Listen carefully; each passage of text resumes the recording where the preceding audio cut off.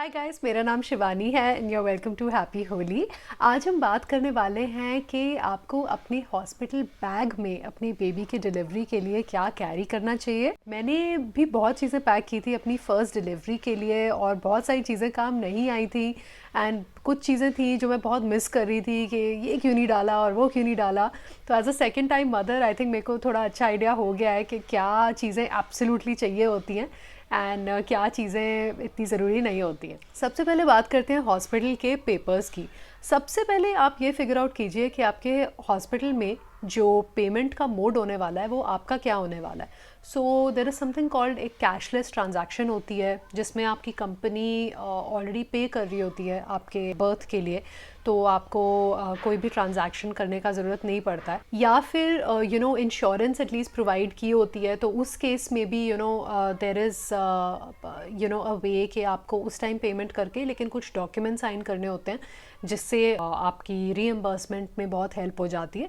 और तीसरा way of course होता है कि आपका रेगुलर ट्रांजैक्शन है, कैश या क्रेडिट कार्ड या जो भी आप यूज़ कर रहे हो और आप वो कर रहे हो। The idea is to find out पहले कि मतलब कैसे आपने ये पेमेंट करनी है, क्योंकि ये papers actually at the time of admission, जब आप जा रहे हो हॉस्पिटल में at the time of admission, तब इसकी ज़रूरत होती है।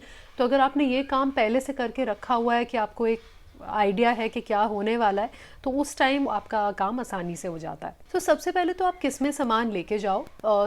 हमने ये ट्रैवल स्ट्रोलर यूज़ किया था जिसमें व्हील्स थे और ये बहुत काम आया था क्योंकि इसमें फिर आप आराम से अपना सामान डाल भी सकते हो और you don't have to like आपको कुछ उठाने की ज़रूरत नहीं पड़ती, आप बस अपना लगेज इन एंड आउट आराम से स्ट्रोल कर सकते हो। तो try and carry something with wheels, that's one tip I can give you. चलो पहले बात करते हैं बेबी की। बेबी के लिए आपको अपार्ट फ्रॉम डाइपर्स, वाइप्स और एक ड्राई शीट मतलब बिछा के जिस पे आप बेबी को चेंज करोगे, apart from that let's talk about the outfit. Baby का आउटफिट ट्राई करो कि ये जो फुटेड स्लीपर्स आते हैं, स्लीपर सूट्स आते हैं या रोम्पर्स आते हैं, आप वो यूज़ करो, क्योंकि उससे क्या होता है आपको पूरा बेबी को कवर करने में चैलेंज नहीं होता, उसका टमी एक्सपोज नहीं रहता, उसकी सॉक्स नहीं गिर रही होती and it's just a lot more comfortable baby को कैरी करना। तो 0 to 3 months के ये आते हैं, ये बहुत यूज़फुल लगे थे मेरे को। तो ट्राई एंड कैरी के एटलीस्ट आप 3 से 4 ऐसे स्लीपर सूट्स कैरी कर लो। अपार्ट फ्रॉम दिस ये एक नेज़ल एस्पिरेटर आता है, अलग अलग ब्रांड्स का भी आता होएगा। This is the one we used and ये बहुत हेल्पफुल होता है। क्योंकि ये जो छोटे बेबीज़ होते हैं इनके नोज़ बड़ी आसानी से ब्लॉक हो जाते हैं। जब इनका नोज़ ब्लॉक हो जाता है फिर ये फीड नहीं कर पाते और फिर आपको लगता रहता है कि सप्लाई में इशू है, लैच में इशू है, जबकि कुछ नहीं होता है, इनका नोज़ बंद होता है। सो एंड ऑल्सो जब आप उनको नीचे सुलाते हो वो उठते रहते हैं। क्यों उठते रहते हैं? क्योंकि नोज़ ब्लॉक हो रहा है। तो आपको काफ़ी प्रॉब्लम से इजाज़ मिल जाएगी अगर आप ये नेज़ल एस्पिरेटर यूज़ कर लो। कोई भी नर्स आपको वहाँ पे दिखा देंगी कि ये कैसे यूज़ होता है। Otherwise all you do is squirt this in your baby's nose and just उनका नोज़ आप क्लियर कर दो एक बार, एक टिशू या एक सॉफ्ट कपड़ा लेके प्रेफरेबली। तो ये this is one tip I can give you, ये बहुत यूज़फुल होता है। अपार्ट फ्रॉम दिस, अगर बेबी आपका बाहर निकला है बहुत लंबे नाखून के साथ, तो आप ये सिज़र्स यूज़ कर सकते हो। किसी भी अच्छी ब्रांड की बेबी नेल सिज़र्स आती हैं एंड ये एक्चुअली ज़्यादा यूज़फुल लगी मुझे then a nail cutter. Before I had a baby I was like scissor से कोई नेल्स कैसे काट सकता है, but when I tried using this on my baby, मेरे को ये एक्चुअली नेल कटर से भी ज़्यादा यूज़फुल लगा। तो आप डेफिनेटली इनको चेकआउट करो। इसके अलावा आपको एक मजलिन ब्लैंकेट या एक बेसिकली बड़ी सॉफ्ट ब्लैंकेट चाहिए बेबी को रैप करने के लिए। बेबी बहुत कंफर्टेड फील करते हैं जब वो किसी भी चीज़ में रैप्ड होते हैं। तो उनको स्वॉडल करने के लिए या रैप करने के लिए आप एक पतली ब्लैंकेट का यूज़ कर सकते हो। अगर आपने विंटर मंथ्स में डिलीवर किया है देन ऑफ कोर्स एक आप मोटी थोड़ी ब्लैंकेट भी आप साथ में रख लो, that will also be very useful.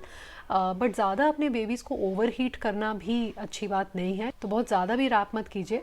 अगर आपके डॉक्टर ने रेकमेंड किया है तो आप बेबी को एक टोपी पहना सकते हो।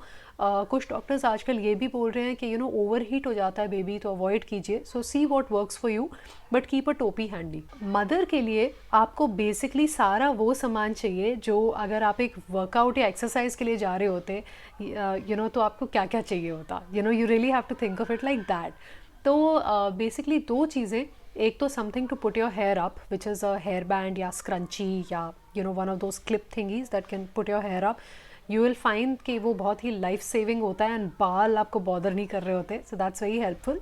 Apart from that, a headband just to put your hair back, and एक लिप बाम.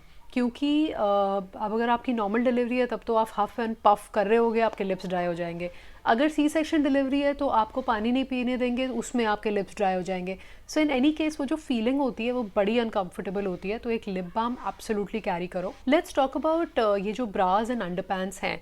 मुझे इतना पर्सनली नहीं नर्सिंग ब्राज यूज़फुल लगते. मेरे को लगता है कि नॉर्मली जो आप थर्ड ट्राइमेस्टर में जो ब्रा पहन रहे हो उसको आप पुल डाउन करके आप फीड कर सकते हो बेबी को, बहुत कंफर्टेबल होता है. इनफैक्ट नर्सिंग ब्राज थोड़े हैसल वाले ही होते हैं. There is a clip and you take it off and you put it on. तो मुझे उसका कॉन्सेप्ट मतलब इतना मेरे को वो हेल्पफुल नहीं लगते. अपार्ट फ्रॉम दिस, जो अंडरपैंट्स होती हैं उसमें आई वुड डेफिनेटली रेकमेंड कि ये जो डिस्पोजेबल अंडरपैंट्स होती हैं वो आप प्रेफरेबली यूज़ कर लो. क्योंकि ये जो बड़े बड़े पैड्स आप यूज़ करोगे उसके साथ वो एक तो नॉर्मल अंडरवेयर में फ़िट नहीं आते. दूसरा, the entire process is so messy कि जब आप चेंज वेंज भी करते हो तो ये disposable underwear if you use तो you come out feeling a lot more fresh than you otherwise would. So definitely check that out. एक स्कार्फ या एक नर्सिंग कवर ले जाओ. That will also be very helpful because if you are expecting visitors at the hospital, then if you feel the need you can kind of use that कि आप जब baby को feed कर रहे हो और जब आप बेबी को फीड नहीं कर रहे हो उसका काम आ सकता है आपका गला कवर रखने में, या एज अ स्कार्फ आप यूज़ कर सकते हो. बिकॉज अगर आपने मेरी postpartum must have videos देखी है देन यू रिमेंबर कि scarves are absolutely a must have, तो वो अपने पास एक ज़रूर रखिए. अपार्ट फ्रॉम दिस, जो आपका गोइंग होम आउटफिट है, या अगर आप अपने कपड़ों में अपने कपड़े जो आप ले जाना चाहते हो, मेक श्योर कि आपका सबसे comfortable pyjama T shirt type of outfits हों, because you are recovering and you just want to be as comfortable as possible. तो वैसा कोई आउटफिट साथ में रख लीजिए. अपने आप को वार्म रखने के लिए थोड़ी सी चीज़ें रख लो, वो हमेशा हैंडी होती हैं. स्कार्फ जैसे मैंने मेंशन किया, सॉक्स ले लो अगर आपके हॉस्पिटल में हो सकता है कि बहुत ज़्यादा ठंडा करके रखा हो या एसी बहुत तेज़ हो, तो ऐसे में socks will come in handy, तो वो आप कुछ चीज़ें रख सकते हो. सो अपार्ट फ्रॉम दिस, कुछ स्नैक्स अपने पास हमेशा रखिए. एक तो गर्म पानी हो गया, वो रख लीजिए अपने पास थर्मस में, कैरी दैट विथ यू, वो हैंडी हो जाएगा. एंड अपने साथ कुछ लड्डू रख लीजिए जो आप अपने थर्ड ट्राइमेस्टर में खा रहे थे. अगर आप नहीं खा रहे थे और अभी आप अब से शुरू करने वाले हैं तो ड्राई जिंजर या जो सौंठ के लड्डू होते हैं वो ट्रेडिशनली यूज़ किए जाते हैं पहले 4 से 10 दिन आफ्टर डिलीवरी. तो वो अपने साथ आप कैरी कर सकते हो. आप लेबर में भी यूज़ कर सकते हो, आप अपनी डिलीवरी के बाद भी उसको खाते रह सकते हो. अगर आपको पहले से पता है कि आपकी सी सेक्शन डिलीवरी होने वाली है, देन आई सजेस्ट बाय दो स्पेशल सी सेक्शन अंडरवेयर, क्योंकि जो सी सेक्शन का जो कट होता है वो एक बहुत ही स्पेसिफिक जगह पे होता है जो ऑल्सो कोइंसाइड करता है आपकी रेगुलर अंडरवेयर की लाइन के साथ, so that can be a bit uncomfortable. So I believe अब सी सेक्शन अंडरवेयर आती है which you can wear and which is extremely comfortable, जो आपके कट को डिस्टर्ब नहीं करता. So that is one thing I did not have but I wish I had that because I ended up having a C section in my first delivery. So वो हो सकता है तो आप अपने साथ वो अपने हॉस्पिटल बैग में रख लीजिए. अपार्ट फ्रॉम दिस, आपके बर्थ पार्टनर या जो भी आपके साथ लेबर डिलीवरी में आपके साथ रहने वाले हैं, उनके लिए भी कुछ चीज़ें ले जाइए.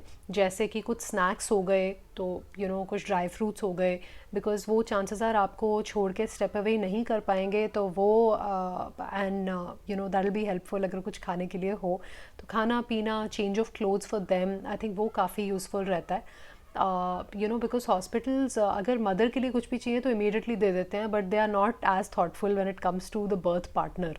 तो उनके लिए जितना सामान आप हो सके आप घर से ही ले जाओ, सो दैट किसी भी चीज़ के लिए उनको स्टेप अवे करके पहले घर आके कोई भी सामान लेके जाने की ज़रूरत पड़ेगी ही नहीं. एक टिप यहाँ पे ये भी आ जाती है कि अपनी आँखों को जितना हो सकता है आपको स्ट्रेस कम करना होता है आफ्टर योर डिलीवरी. तो जो आपका बेबी मैसेज है वो आप अगर पहले से बना के आप रख लोगे और अपने कॉन्टैक्ट्स की लिस्ट अपने पार्टनर को दे दोगे, instead of you being on the phone and saying and entertaining messages कि ये हुआ है, ये नहीं हुआ है, योर पार्टनर वो आपके जो भी आपके नियर एंड डियर वंस हैं उनको मैसेजिंग का जो रिस्पॉन्सिबिलिटी है वो ले सकते हैं। तो इसमें फिर आपको कोऑर्डिनेशन का स्ट्रेस भी नहीं करना पड़ता एंड आंखों को स्ट्रेस भी नहीं करना पड़ता। सो that is another tip for you. Try कीजिए कि थोड़ा सा तेल अगर हो सकता है आप ले जाओ, बिकॉज अगर डिलीवरी के एकदम बाद कहते हैं सिर में अगर थोड़ा सा आप तेल रख लेते हो, लगा लेते हो थोड़ा सा, तो फिर उससे बाद के हेयर फॉल को प्रिवेंट करने में हेल्प होती है। मैंने एक वीडियो बनाई थी about post delivery hair fall, उसको टैकल करने के लिए और प्रिवेंट और क्योर करने के लिए क्या क्या कर सकते हैं, तो वो डेफिनेटली चेकआउट कीजिए। I think that will be very helpful for you. And that's it for today, and please take care and all the best for your delivery and enjoy packing your hospital bag. So please take care and see you next time.